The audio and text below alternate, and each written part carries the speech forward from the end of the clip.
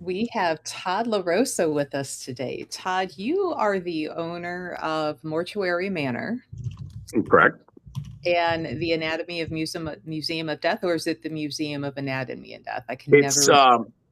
so I own the Anatomy of Death Museum, which inside that I have laid to rest antiques and oddities, which is an oddity shop.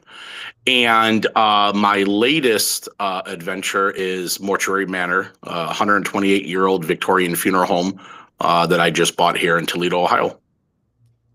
And that one, the family that had owned it before, like they were a pretty big family. So this is a well-known building.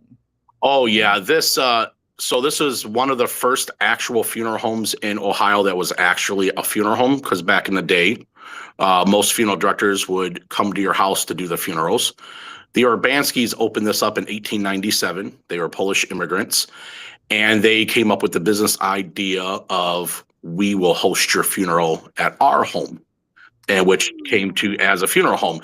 And they operated the funeral home 3, 4 generations up until the day I bought it last July of 2025. Literally the day that I bought the place, they just had a service the day before here. So when I bought the location, I bought everything in it, and it's 50,000 square foot building, so it is massive. Wow. Wow. That is massive. I think that might creep you out more of like what is potentially going on the other side of the building versus where I'm at. Man, I tell you what, the funniest thing is last night we had these storms come through, and my building takes up almost the whole block. So to walk from one side, like the building is divided into two different buildings because they expanded over times. And the other half was built in the 1860s. And that has 4 apartments above the funeral home, and the other side has 4 apartments. So to go from my apartment to check on the building takes a good 25-minute round trip to walk, check, and then come back. So yeah, last night we had a lot of winds and stuff. So 100% what you said is happens here every day. Man, like here my autoplay while I'm, crocheting has been some true crime, and it is the like the squatters and the froggers and like people not knowing that there's somebody in your building and where they managed to hide. And I'm like, holy cow, to have a building that big and if somebody managed to get in, like you wouldn't even hear them come in. Usually, a funeral home would ward off most people, and I'm 6 foot and I'm covered in tattoos.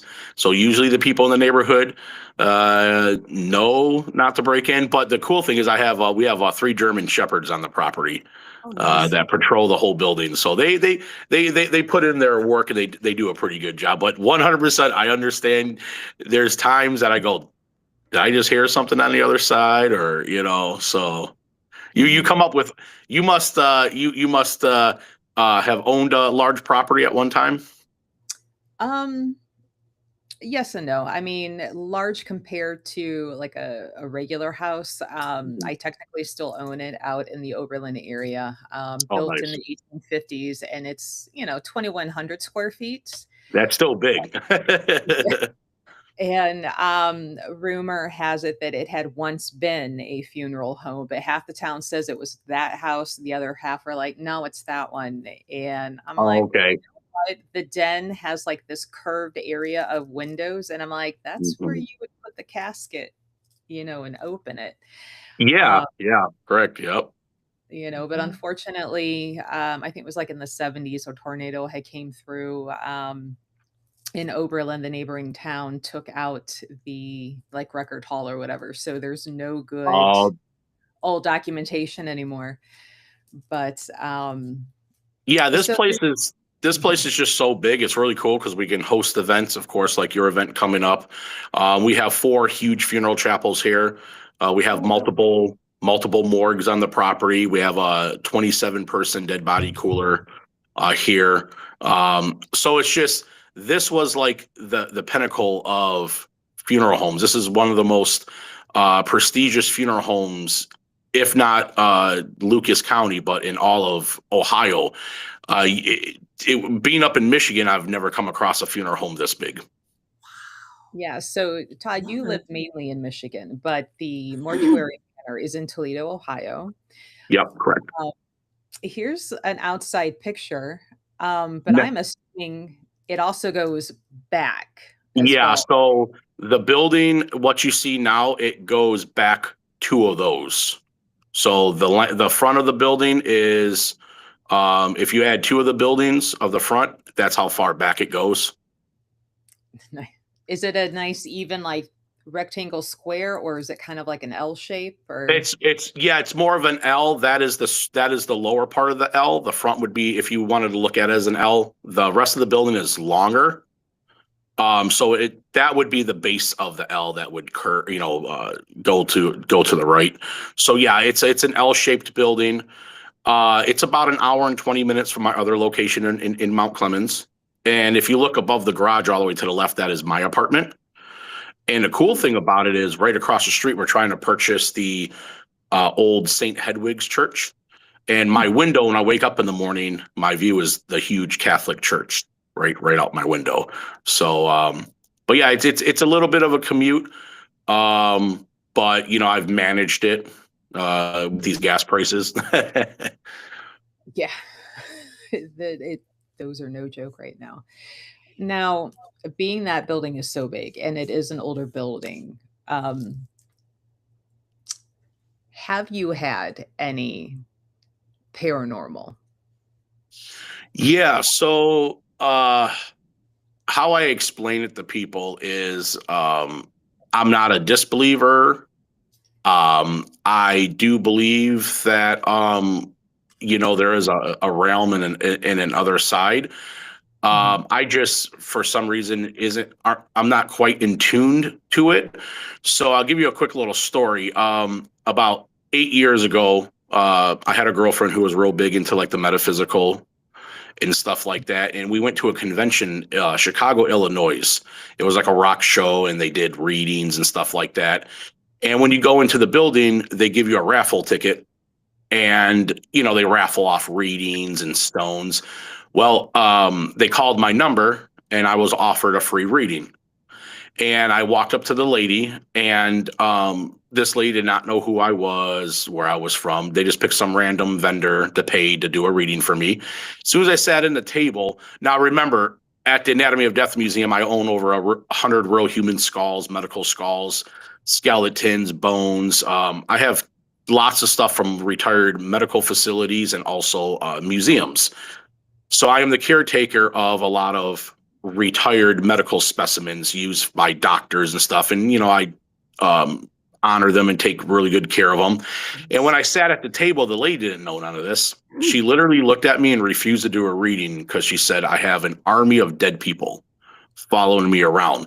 So the organizers felt bad. She didn't want to do a reading. They, within 5 minutes, took me to the other side of the venue to give me another reading by another lady. And she literally looked at me and said, I have ghouls following me around. And that's what made me start going, well, I mean, I am the caretaker of this stuff. And it's just weird that two people within 5 minutes would have basically said the same thing. So, opening up the shop in Mount Clemens, I did hear some weird things in Mount Clemens, but since I've been here at the funeral home, I haven't seen any. We've done a lot of paranormal investigations here. We've had a lot of people see things, shadow figures, and stuff like that. What I experience here is doors slamming. The doors here in the building probably weigh 100 pounds a piece. You have to put some force into moving these doors, and we always hear slamming doors, lights being left on, just the weirdest stuff here. And some might say it's an old building. There's been times I've opened up a door, walked through it, and it's literally slammed behind me. So just a lot of unexplained stuff that has happened here. Oh, see, whereas I think most of my readers, like if you had gotten that free reading, especially Calavera, she'd be like, "Oh, I want to do it." Yeah, right. we Should be interviewing all of them. Mr. Cool Right, number two, you know? right. And I'm almost a little offended for your dead people that they got called ghouls, and I'm like, Yeah, how Yeah. appropriate. I haven't heard that one before, but I understand, like if you take something and you burn it and it becomes ash, it turns into smoke. That's energy. You know, when we die, I don't think we just die just to die. I think we're energy that is released back into, is the piece of furniture contain the energy of past people, possibly. I think the world operates on energy. Everything in this world is energy. Everything we do, we see, the earth, the wind, everything is some form of energy. And to create that, you have to have other energy to create that. So I don't think we just pass away and just are nothing. I do believe I believe that people have antennas like a radio. You can have a radio with a broken antenna and it just can't receive information. But you have radios with antennas that can. I think human beings are different.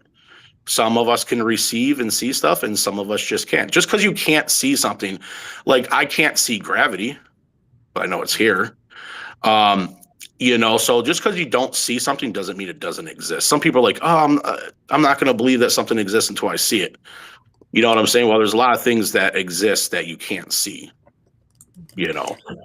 I really love your analogy about the TV or the antenna. That is a great way to describe it because it's so true. There are some people that are more receptive and they can receive a lot of stuff. And then, 'cause I use my husband and I'm like, I can receive stuff. But him, it's like he's dead. He can't receive anything. And the antenna Yeah. thing is a great way to describe it. It Yep. makes Yep. sense. Mm-hmm. Yeah. Maybe So, his is like the old-fashioned coat hanger on the TV. Yeah. Yeah. yeah. And usually what we witness here is children because they were just born, and then elderly people because they're close to death. The closer to the realm you are to the other side, the more I think you can receive. And I'm a 41-year-old human being. I'm like, right there in the middle. So I'm too far from being born, and hopefully I'm far enough from dying that maybe right now I can't receive, but who says later if I'm involved in some kind of tragic accident, near death experience. There's people that haven't seen anything, the next thing you know it, in their 50s they just can't stop seeing stuff or feeling or hearing stuff. Mm-hmm. Mhm. Yeah. Oh, Amy is asking if you have a cremation Yeah. place there. So we do not here, because the funeral home is so old. It was a Catholic funeral home. The Catholics did not really accept cremation. I think the Pope allowed it in the late 70s, 80s, when the Catholic Church allowed people to be cremated. So this funeral home was kind of behind the scene of cremation when the church allowed it. Because you got to remember, if you were a Catholic, it was very frowned upon to be cremated. The Catholic Church said you had to be buried. So by the time they allowed it, other funeral homes that were not Catholic funeral homes already had crematory. So I think the business here, it wouldn't have made sense. So unfortunately, we do not. But we do have an incinerator on the property. So, I mean, you could put a body in there if you put it in there in pieces, I guess. You know? That is not a hint, guys. No, not at all. Now, I'm curious. An incinerator. What would that be for? Is that just like because I'm clueless when it comes to Mhm. that? Yeah, so incinerators were meant for a lot of medical places. If you have today, if you have any kind of medical waste, linen, syringes, instruments, you can call a company to come pick it up. Back then, there was really no companies do that, so you would just burn it. So like bloody linen, bloody sheets, gloves, just anything that you didn't want around, you could just throw in there and incinerate it. Got it. Okay. Hmm. Now, I think I saw or read somewhere that you guys have 2 or 3, like, prep places? Yeah, yeah. So what you're seeing right now is so the building was built in 1897. There's morgues in the basement under the original mansion footprint of the original mansion, and there's the original embalming room, which is in the basement. That was used from 1897 to 1950s. In the 1950s, they built another chapel, which kind of cut them off to the basement. So they had to build this this embalming room you're looking at, and they built this embalming room in the 1950s. And right above it, you can see the body lift that takes the bodies off the table. And what's cool is my apartment is right above the embalming room, and those two doors open up, and they used to store body embalming upstairs on the second level. Interesting. Ever hear that mechanical equipment kind of whirring or running or, while Oh, you're in see, the apartment? if you look to the left, see the green thing on the wall? Mhm. That's the incinerator. Oh, okay. Yep. No, it is Right. disconnected for, legal reasons. We had to Right. disconnect it. But right there, up to the left, you see the green thing. That's the incinerator it's got a huge door that opens. You can drop stuff into. Got it. Okay. Very cool. Interesting. And that So, room, that embalming room was left the way it was. Everything, 99.9% of everything in this building was left. I bought everything in the building and we left it as it was. That's really cool. and Yeah, like I you see said, you even have things. they had just done a service the day before. Yeah. So Yep. that Oh, is really like fresh leftover stuff. yeah. Yeah. Yeah. So here at Mortuary Manor, we have around we have these books, and they each have 1,000 they have 1,000 pages in each book, and each book is 1 year. And we have books stemming from 1929 all the way up to 2010. And there's been over 40,000 people in and out of this building. Wow. That's a lot of body parts. Yeah, correct. I thought I had seen somewhere a picture of the other preparation that looked like it was more in like a basement with like the stone areas where you would put the bodies that you weren't currently working on.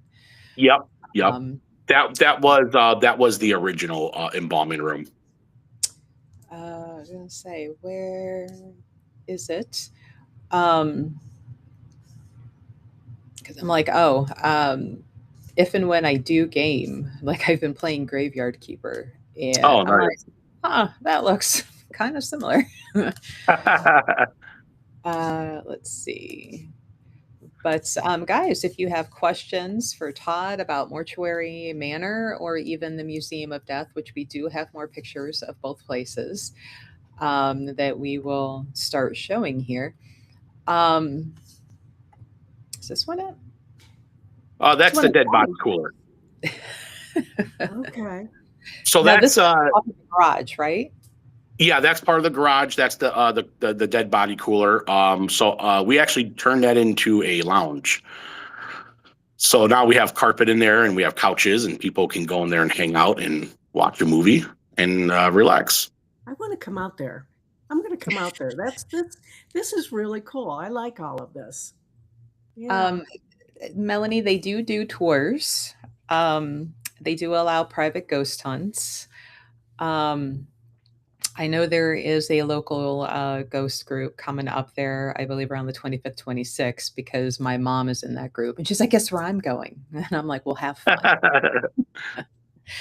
Um, and we will be doing an event there in November. A couple seances, a kind of tame one with Gregory Nicholas, and then one later in the evening with evidential mediumship and a medium not afraid for possession, if you will. So it's going to be fun. And we'll have Jacqueline from Forsaken Souls out with us. So Yeah, it's it going to should be be a really good time. let's Now, see. is this the November 6th date, Yeah. Melissa? Correct. Okay. Yeah. Yep. Yep. Okay. The Yay. museum desk that is up in Michigan. Yeah, Mount Clemens, Michigan, which is about 20 minutes north of Detroit. So the next time I have a gem show up there, I'll be like, ooh, oh darn, the car suddenly turned over here or Now, here. the two different locations, the one at Mount Clemens is more in your face, more like inside the museum. We have videos of live autopsies being played. We have real human skulls and skeletons.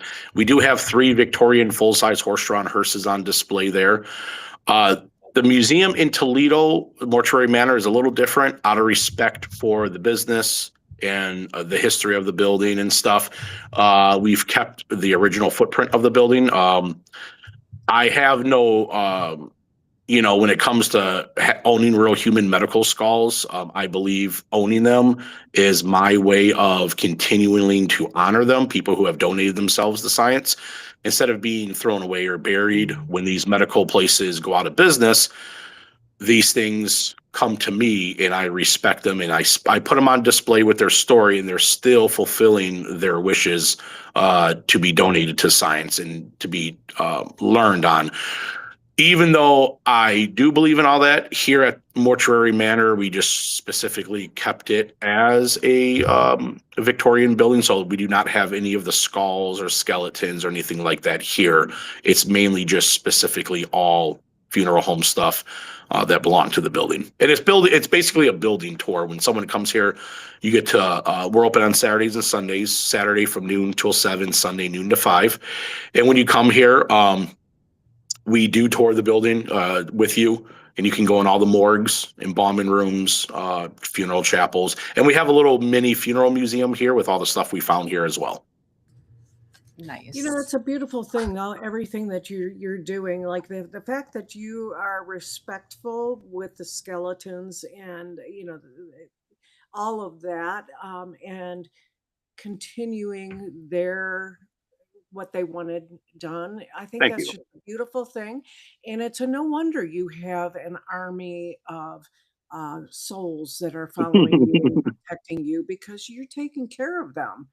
Yeah, So, maybe I tell people they're my protectors. mhm. Things having attachments, and the funny thing is, a lot of people will, like, we do a lot of paranormal investigations here with people. We offer different packages for people. The building is very, very expensive to operate. Our heat bills are about $4,000 a month in this winter. In the summer, between air conditioning and electricity, it's about $3,000 a month. So when people want to set up investigations here, we do charge. We're not super crazy like some other places. Pretty much, we do a lot of business out of here already, but at the end of the month, the building's so large for operations, I'm still coming out of my pocket to pay for things. But we just like to have people that can come to a safe place that is comfortable to do investigations and stuff.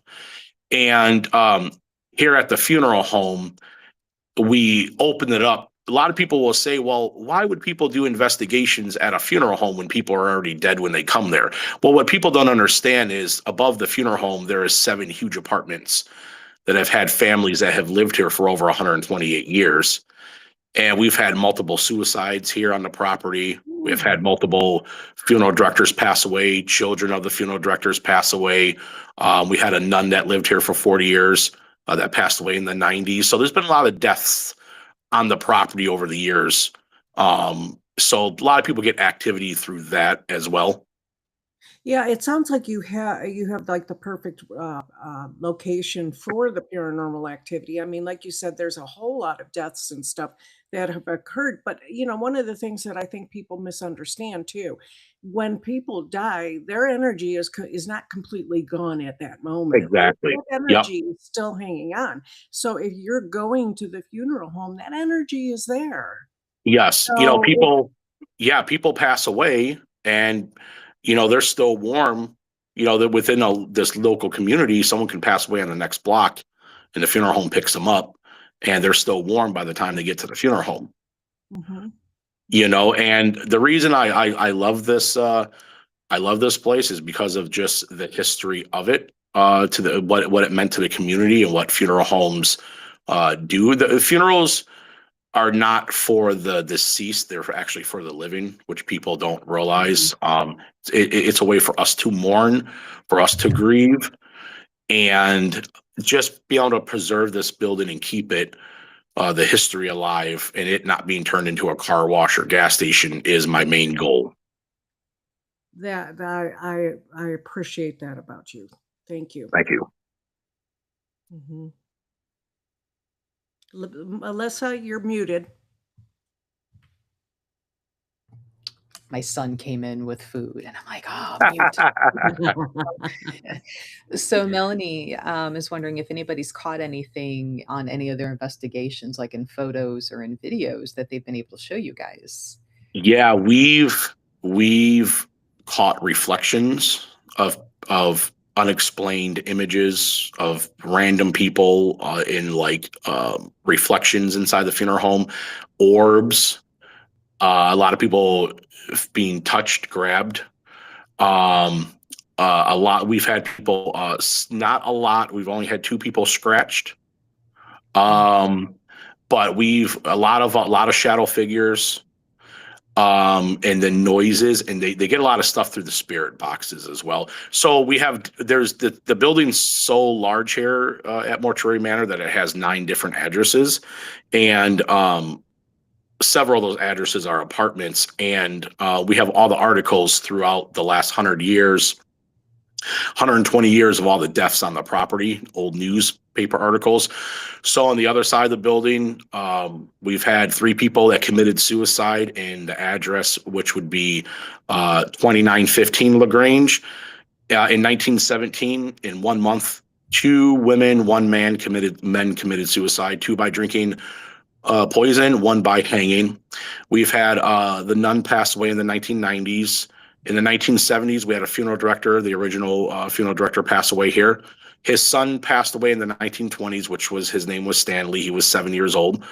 And his other son came back after a vacation on his honeymoon in 1929, and he was 21 years old, and he passed here, at the funeral home as well. So there's been lots of deaths here, and the kid, they'll bring child toys here, which really sets off a lot of the meters and spirit boxes.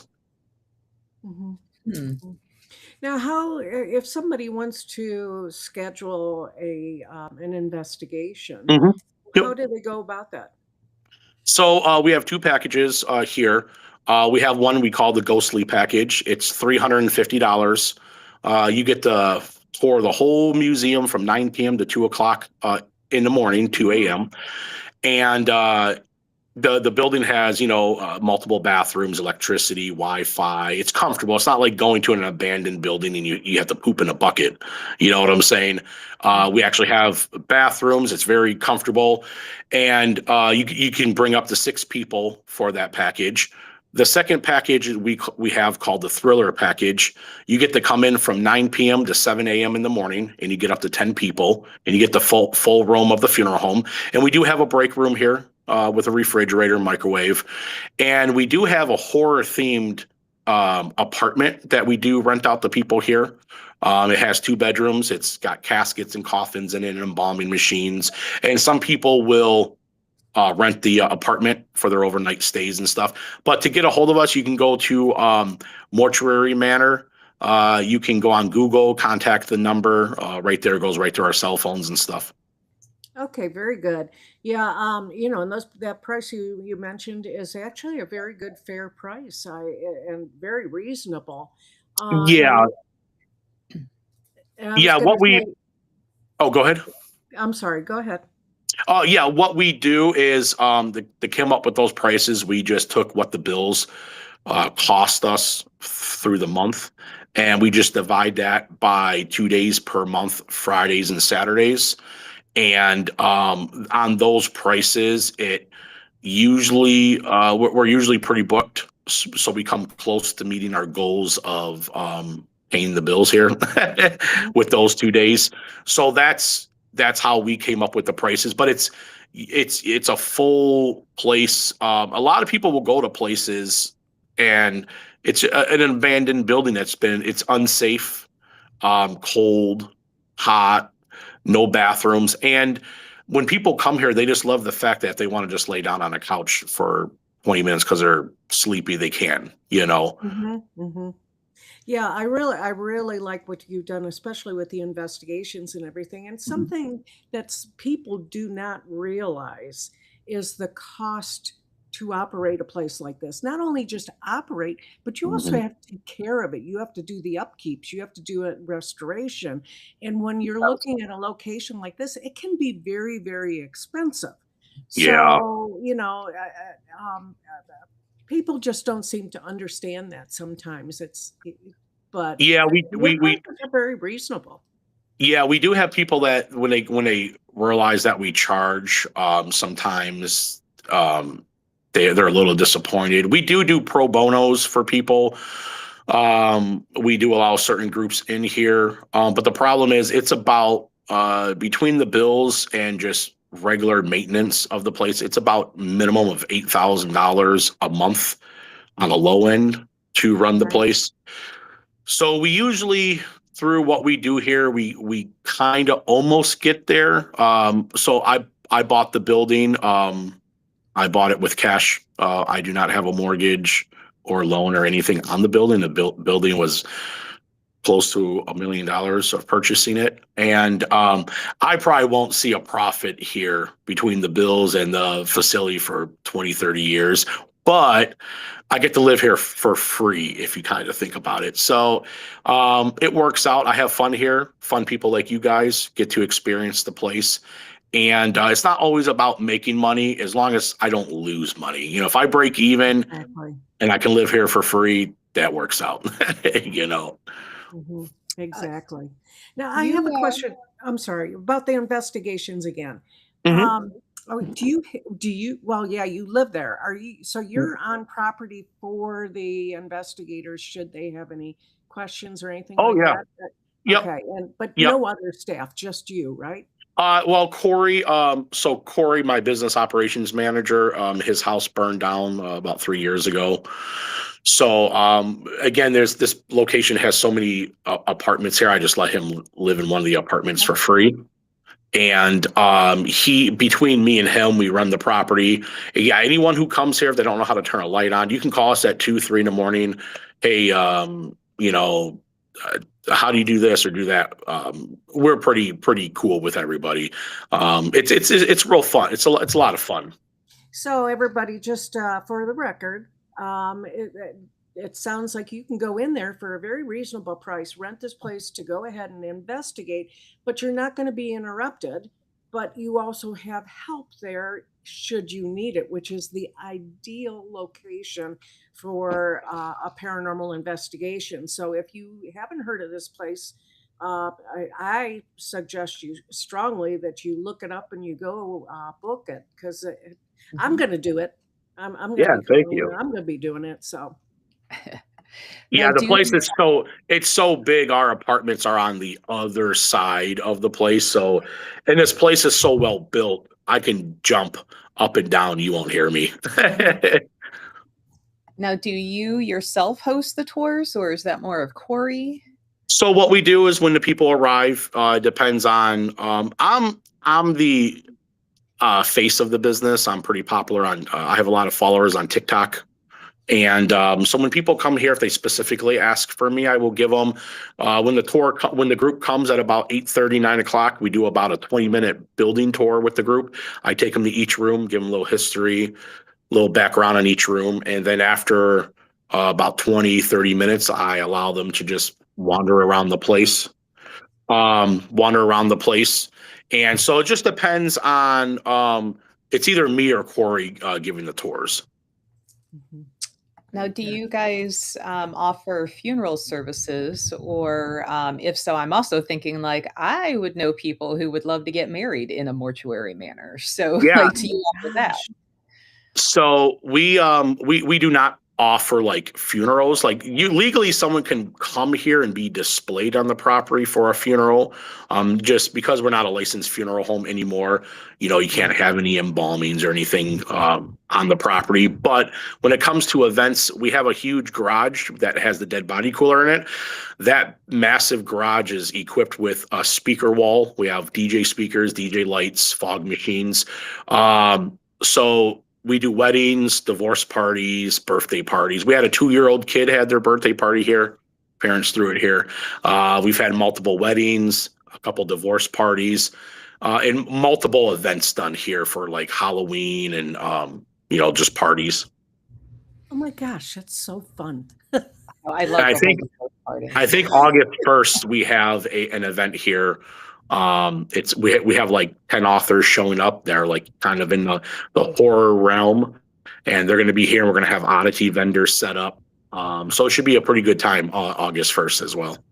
Yeah, we'll be there. I've been talking with Corey and I think it's Brian Prince, the author who's helped. Yeah. I try to engage with people. I'm glad to have Corey because my celebrity status is that of like a local news anchor, and within 50, 100 miles of my locations, I'm really well known. So because I have an internet presence, I do experience, I don't like to call people weirdos because I'm a weirdo, but I do experience people that get a little strange, too strange. So there's just sometimes I have to put Corey in the front light because of people. Like once you start having hundreds of thousands of followers online, you'll have random people just show up asking for me. People that tell Corey like I'm like, their best friend. I've never met them before. So if someone specifically asks me for like a group, I'll help them. But it's just really good to have Corey around to take off some of the burden and the load. I like to deal with all the vendors sometimes, but I have so many locations. I just kind of pass everyone on to Corey, to take care of the things. Mm-hmm. Yeah, I was just checking my chat with Brian. July 7th, Channel 13 News is coming out to do a segment. Yeah. Yep. Mm-hmm. Yep. Mortuary Manor. But yeah, it's a good time. And I tell you what, all my customers, 99.9% of my customers are very respectful, very fun people. It's just, unfortunately, you do get some people that I just have to protect myself. So I can't be front and center all the time to deal with everyone here. That's why Corey does. But we have a pretty good operation here, and Corey's really, really good with keeping track of the vendors that show up and the investigators and stuff like that. Mm-hmm. Mm-hmm. Let me see here. Find my media tab. So this here, was this like one of the rooms that people would do the actual funeral service in? Yeah, so this is one of the larger funeral chapels here on the property. That's the morgue. Go back. There we go. Yeah, that's one of 4 chapels. That's the biggest chapel that we have here on the property, and this was the main chapel used by the funeral home. And then I thought I had another one. Now there's the prep room, right? The other prep room. No, nope. That is that's one of the smaller morgues that we have here. Okay. The room should have like an embalming table with like a mannequin on it. That's the other prep room. It looks just like that, but a little different. Now they can, our friends here can go to, try and go back. But if they look up Mortuary Manor on Facebook, or even your name, Todd LaRosa, like your banner is Mortuary Manor. And there are so many pictures of not only Mortuary Manor, but your museum in Michigan. And I will say, when I was going through and looking for pictures for your Anatomy of Museum, this one intrigued me. And I'm like, What's going on here? So that is a pretty interesting skull. It's a real human skull. That is from Papua New Guinea. That is made by a tribe that are a cannibal tribe. They're called the Asmats. And what that skull is when a loved one, it's called a ancestor skull. When a loved one would pass away, they would adorn the skull with the feathers and the masking of the person when they were alive to attract the spirit back to inhabit the skull, and they would place the skull on a mantle, and that skull would watch over the tribe and protect them from witches and evil spirits and stuff like that. They call them night witches.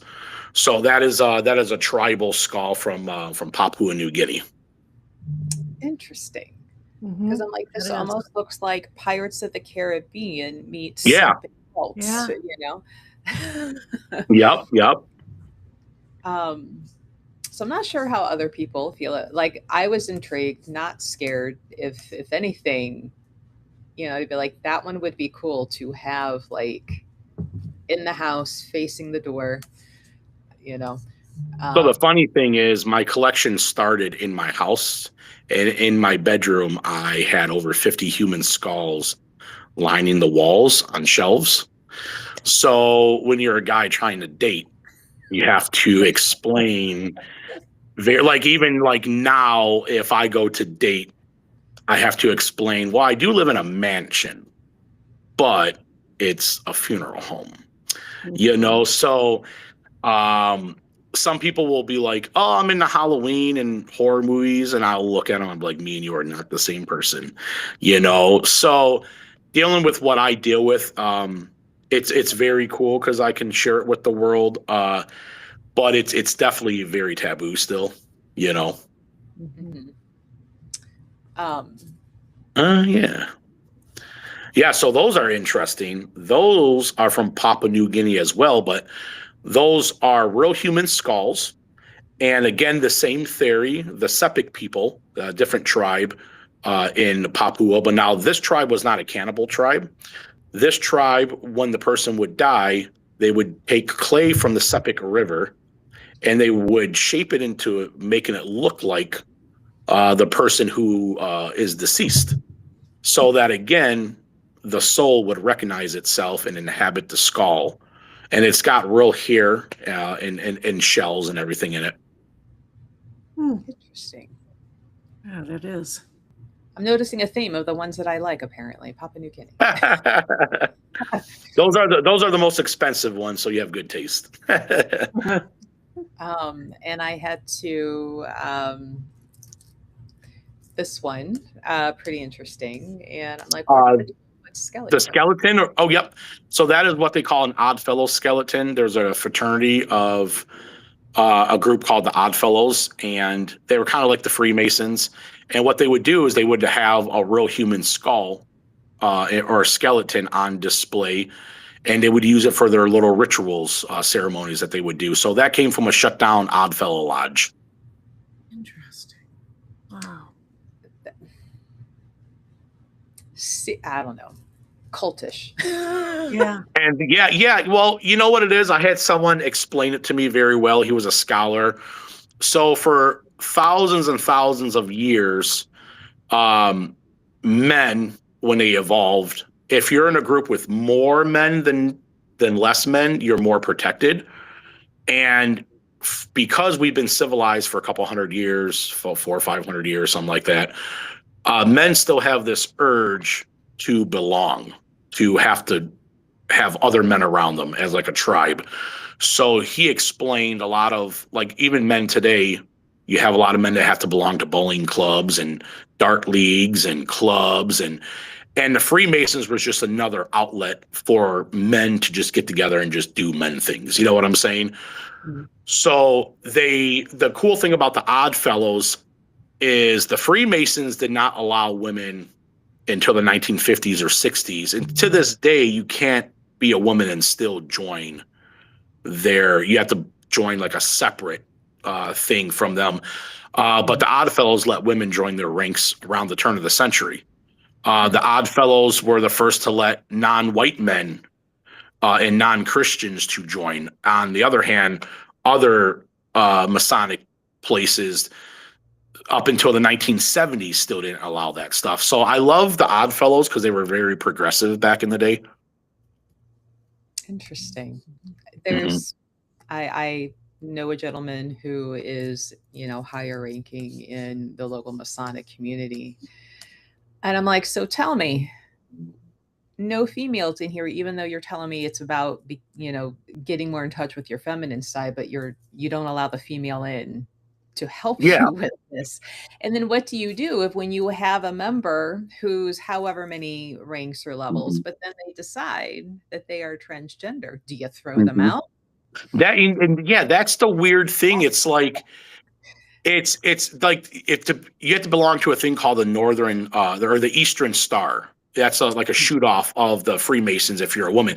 There was old handbooks from the 1930s that as a woman you were given, and it would say in there, don't interrupt your husband while in conversation. Make sure the food is, listen, we all know women run the world. Women have always ran the world. Women have always been in charge. And us men, we just sit back and we just do on the behalf of the woman. And for people to not allow everyone to be part of their things, I won't associate with places like that. You know what I'm saying? Mm-hmm. Yeah. I just found it very, and he didn't have a good answer for that question. And I'm like, because now they know your secrets and they're very protective, right, of that knowledge and their secrets of what you do in ceremony and everything else. And I'm like, so now you have a gentleman who's now or not now, but going to go through this change to embrace how they feel and feel comfortable in their own skin. But now they know your secrets. So what do you do? Yeah. So, I don't know if that's come up yet, but I'm the type of person, I'm a live and let live kind of person. As long as you don't hurt the elderly, animals, or children, you're good. Do your thing, practice what you want to practice, love who you want to love, be who you want to be. But certain organizations that are very, because like the Masonics are kind of like religious. It like you said, sometimes it just becomes cultish. And I just keep my distance from places like that, but here at the museum, we're very accepting, very open. Who am I to judge anyone? I collect human skulls for a living. You know what I'm saying? I'm the last one that shouldn't have a say on anything. And yours were all obtained legally, unlike the gentleman who did in New York, Pittsburgh, the guy that was robbing all the graveyards. And Jonathan something. I forgot his name. So I've never dealt with the guy.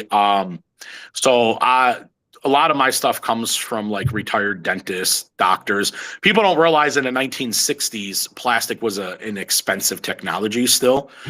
So if you were in dental school or medical school back into the Victorian days, if you had to practice at school, you would have to buy a real human skeleton or skull. And like I said, up into the 70s, 80s, a lot of the doctors and dentists had these from school. And when they're done with school, they put them in their office or put them in the attic. And then years later, they pass away and the families find this stuff. And originally these pieces were, of people that wanted to be donated to science. So people will call me and say, hey, I have, this skull that my grandpa used in dental school or something. And instead of throwing it away, because the police department and the medical examiner's office doesn't want anything to do with this stuff. So people will call me. I will not put my skulls, I will not put fake blood everywhere and spider webs. I display everything very honorably and respectfully. And everything in my collection, it's all medical grade, made by companies. The Jonathan guy that you saw was a guy who was going to cemeteries and digging this stuff up, which is so disgusting. And he was selling this stuff online to people. So I'm not a big seller.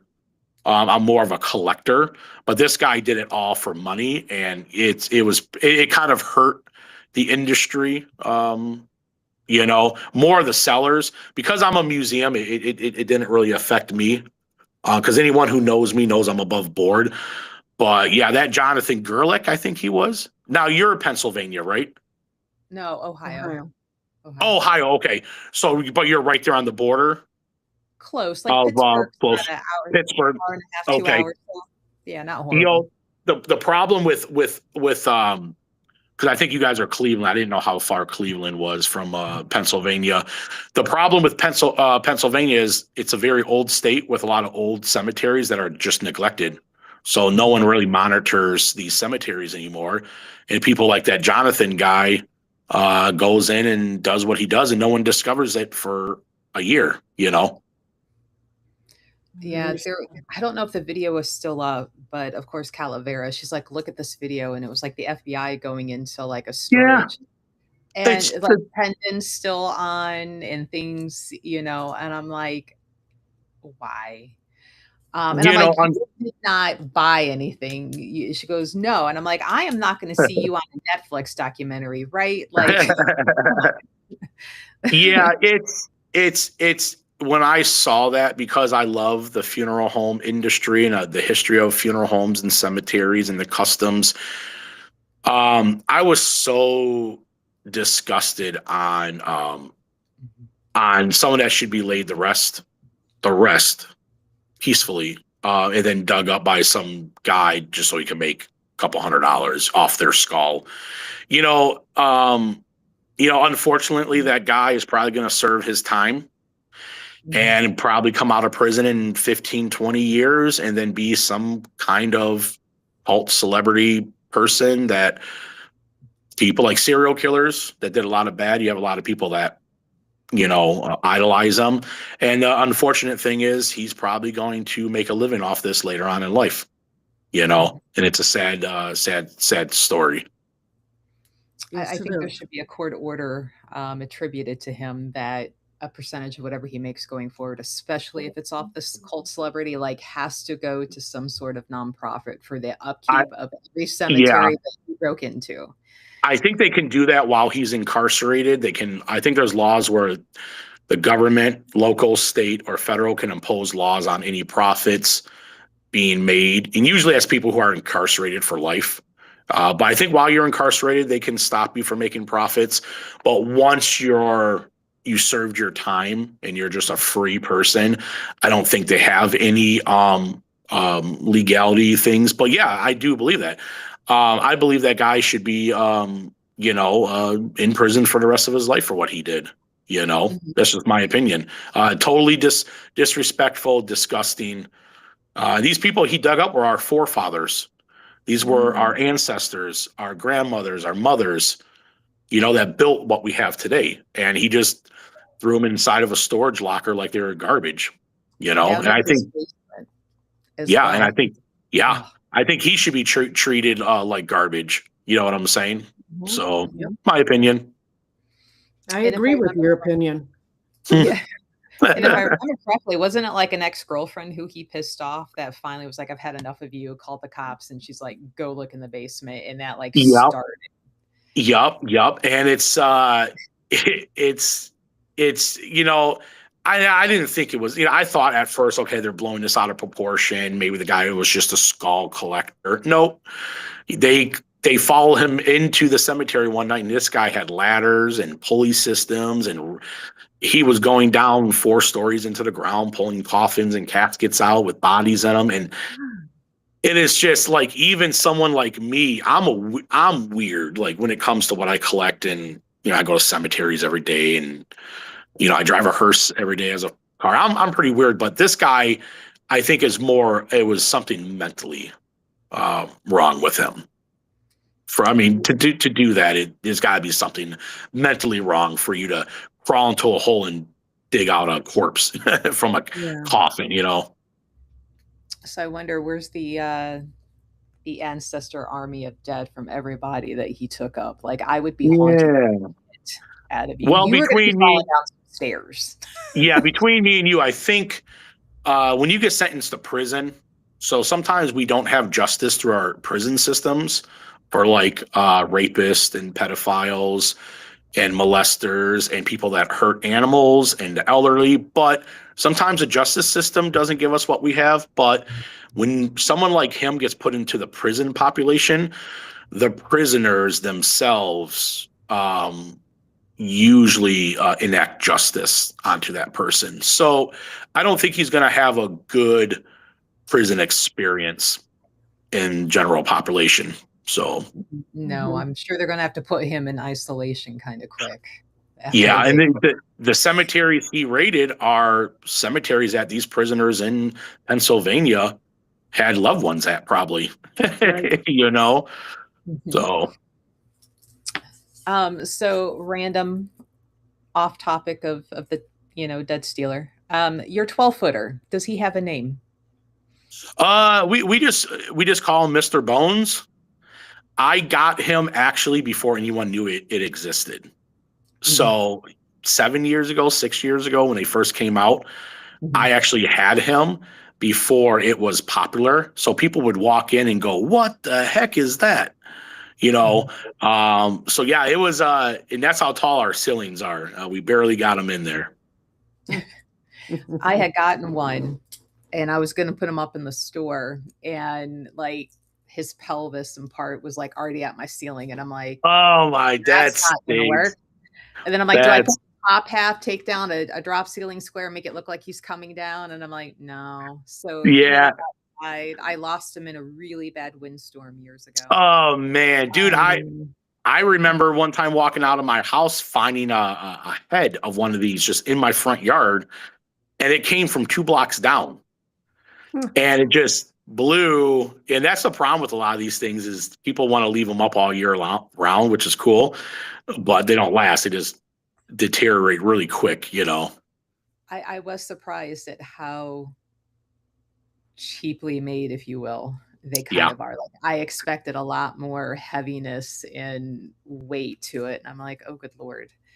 I tell the Um, little kids when they come in, I'm like, "Oh yeah, that's a skeleton of a giant." They go, "What?" I'm like, "Yep." he patrols around at night to make sure nobody breaks in. Have you had any spooky happenings in your Anatomy of Death location? Yeah, so over there it's more we've had skulls just slowly turn over time on their pedestals. Hmm. So that's been a weird thing. There's like 4 or 5 skulls I always have to readjust, and no vibrations around that would cause that. So that's unexplainable. Again, lights. I'll shut lights off, and I'll come back, and lights will be on. On my alarm system, I cannot put any kind of motion detector alarm systems in the back museum space because it always goes off. The motion detectors are always going, and we have no rodents. We have, nothing in there. No pest, and random. All the sensors throughout the night will just continuously go off. Mhm. Interesting. You do haunted tours or offer investigations there at the Yes, anatomy? we do. Yep. At the Anatomy of Death Museum, we do. The Mortuary Manor is bigger, so people can roam more. But the Anatomy of Death Museum has a lot more stuff closer to the other side when it comes to the human stuff. Mhm. Mm. So you Guys, do actual investigations there with all of your museum pieces? Yep.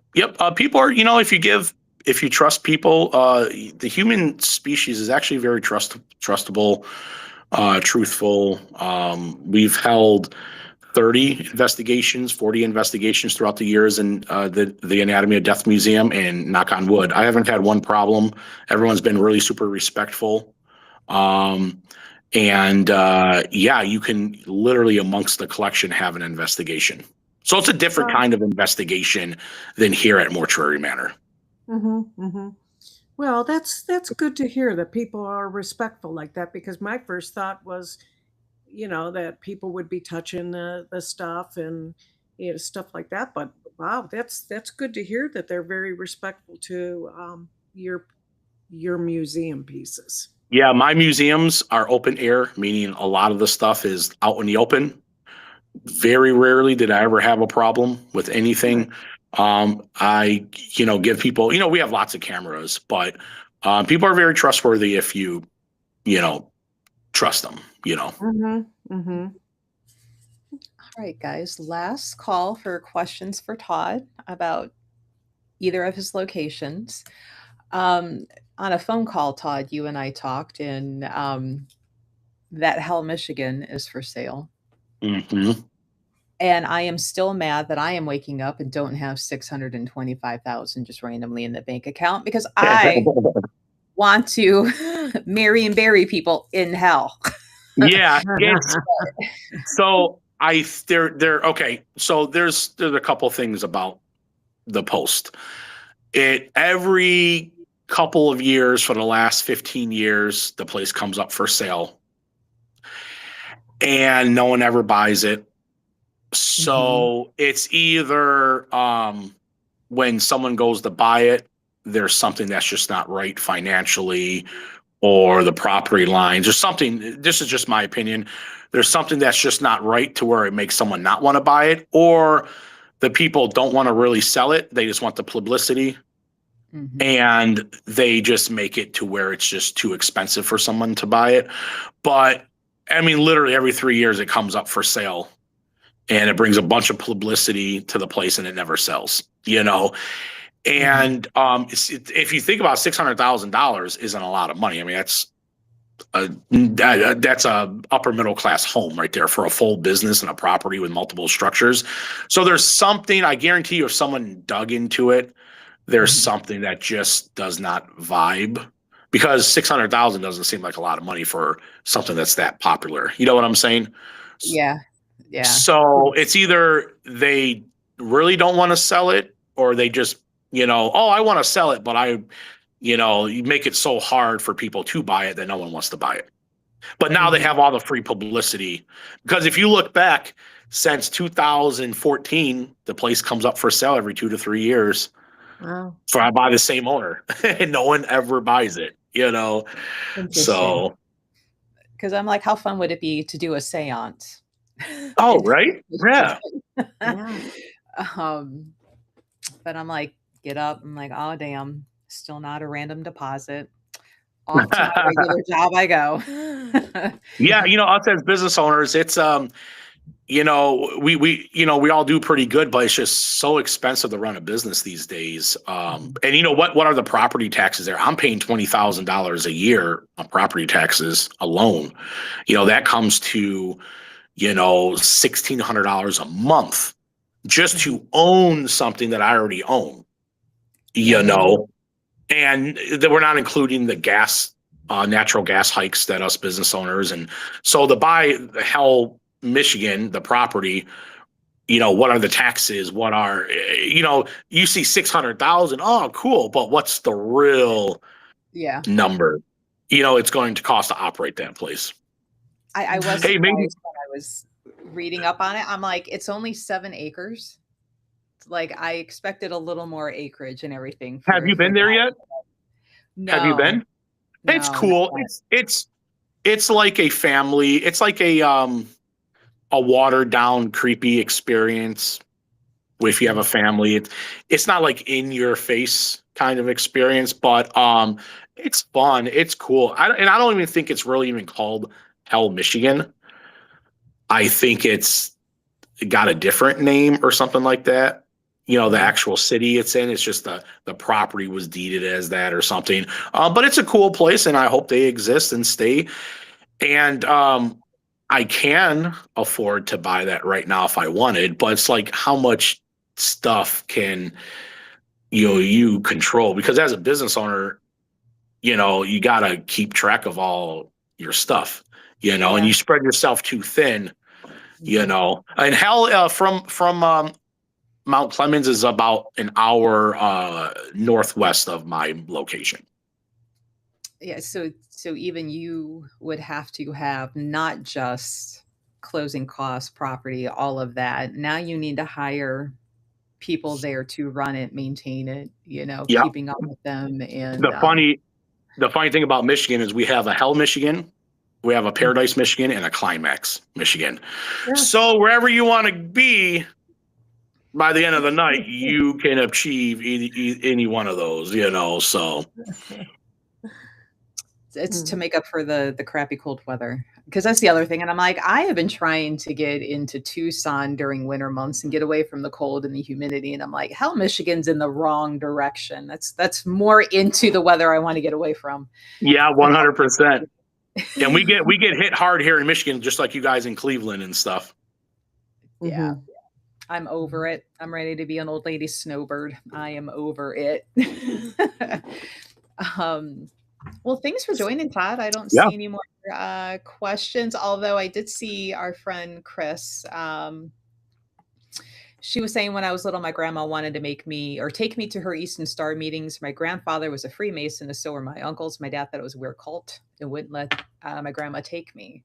And that's the thing. Like, I mean, you know, I believe that everyone has the right to do their thing. I think religions get a little culty at times. Like, you need to do it this way, and you have.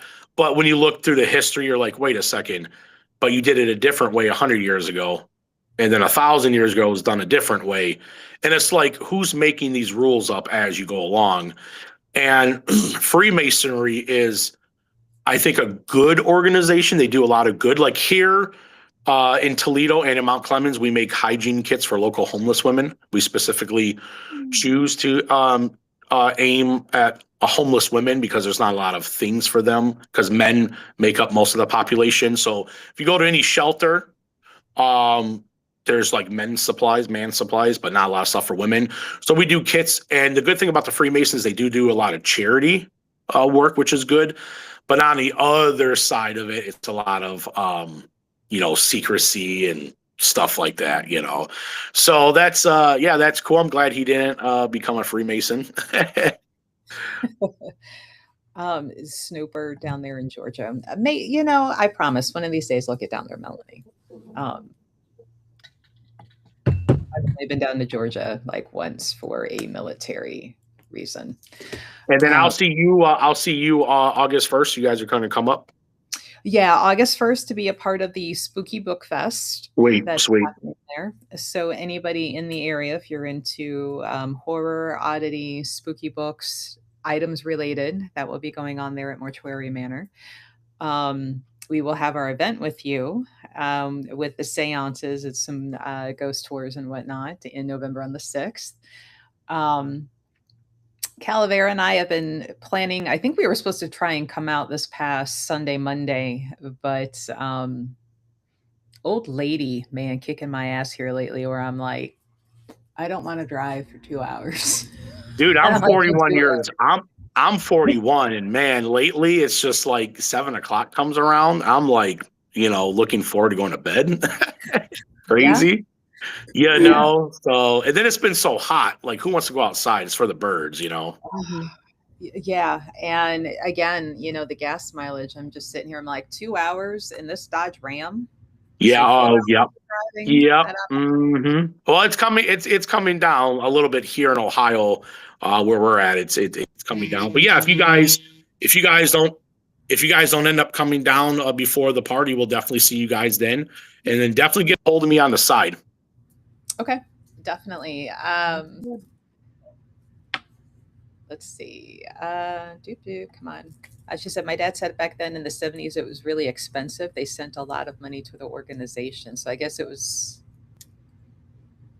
the Masons were an expensive part to be in. Yeah. Yep. It's been curious in talking with that gentleman. I'm like, here's what you're wanting to do, but yet the women aren't allowed to be in it. And at one point I'm like, you do know that your eastern border is like half missing, your protection border. He goes, you can see that? And I go, yeah, I can see that you're energetically missing. So funny, but I'm a woman. I can see it. You can't. And it's your building. Hilarious to me. Yeah.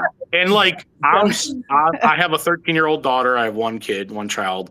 I'm a mama's boy. I love my mom. I'm surrounded by women. My whole life has been all women. So I think it's very foreign when someone says, oh, women this and women that. But some people are just stuck in their ways, and that's why you just disassociate with them and let them do their thing, and you just start something new. Yeah.